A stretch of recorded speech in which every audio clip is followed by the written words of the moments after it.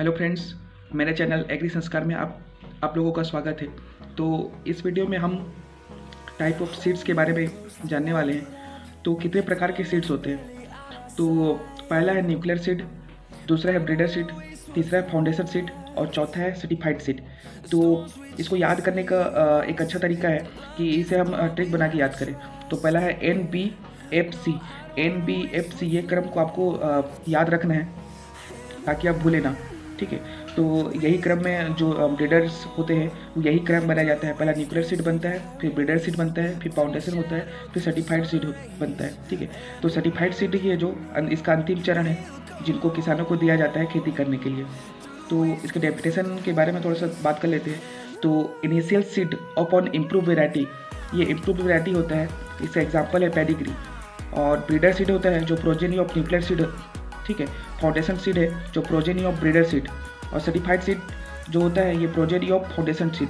ये अक्सर एग्जाम में पूछ लिया जाता है कि सर्टिफाइड सीड किसका प्रोजेनी है, फाउंडेशन सीड किसका प्रोजेनी है, ब्रीडर सीड किसका प्रोजेनी है, ठीक है। तो इसको आप लोगों को अच्छे से पढ़ना है, ठीक है। और प्रोडक्शन की बात करें तो इसे ओरिजिनल प्लांट ब्रीडर के द्वारा बनाया जाता है, इसे भी ओरिजिनल प्लांट ब्रीडर के द्वारा बनाया जाता है। और फाउंडेशन सीड को NSC यानी कि नेशनल सीड कॉरपोरेशन, इसकी स्थापना जो 1963 में हुई थी, ठीक है, उनके द्वारा प्रोड्यूस्ड किया जाता है।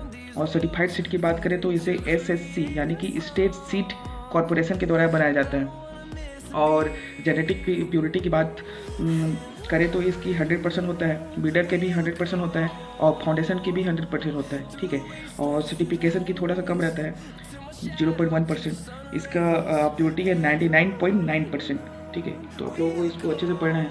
और फिजिकल प्योरिटी ये दोनों की 100% होता है, न्यूक्लियर और ब्रीडर सीड की, और फाउंडेशन सीड की 98% और सर्टिफाइड के भी 98%, ठीक है। और इसमें किसी भी प्रकार की सर्टिफिकेशन की आवश्यकता नहीं होती है। ब्रीडर सीड में भी कोई किसी भी प्रकार की सर्टिफिकेशन की आवश्यकता नहीं होती है, और फाउंडेशन और सर्टिफाइड में रिक्वायर्ड होती है सर्टिफिकेशन की आवश्यकता, ठीक है।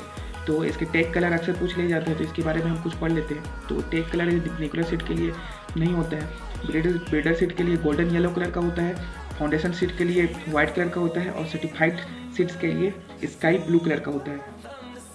और साइज़ की बात करें इसकी टैग साइज़, तो इसमें न्यूक्लियर जो टैग ही नहीं होता है तो कहाँ से सीड होगा, तो इस पर किसी भी प्रकार की टैग साइज नहीं होता है।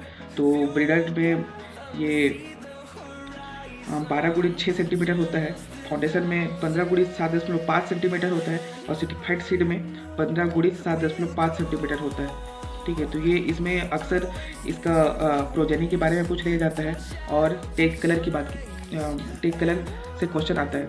तो आप लोगों को इसको अच्छे से पढ़ना है, ठीक है। तो इसके बाद हम कुछ बेसिक सीड एक्ट्स और रूल जो है जो कब कब स्थापना हुई थी अक्सर पूछ लिया जाता है, तो इससे भी हम लोगों को याद करके चलना है।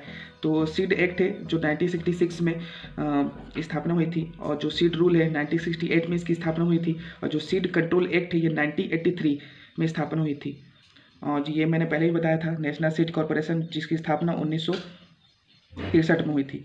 तो जो सीड्स के बारे में जो टर्म्स है ये अक्सर कंफ्यूज कर देती है हम लोगों को, तो आप लोगों को अच्छे से याद करके चलना है, ठीक है। तो उम्मीद है दोस्तों ये वीडियो आप लोगों को अच्छा लगा होगा। तो इस चैनल को आप लोग सब्सक्राइब कर लें, लाइक कर लें और दोस्तों के साथ शेयर करें। धन्यवाद।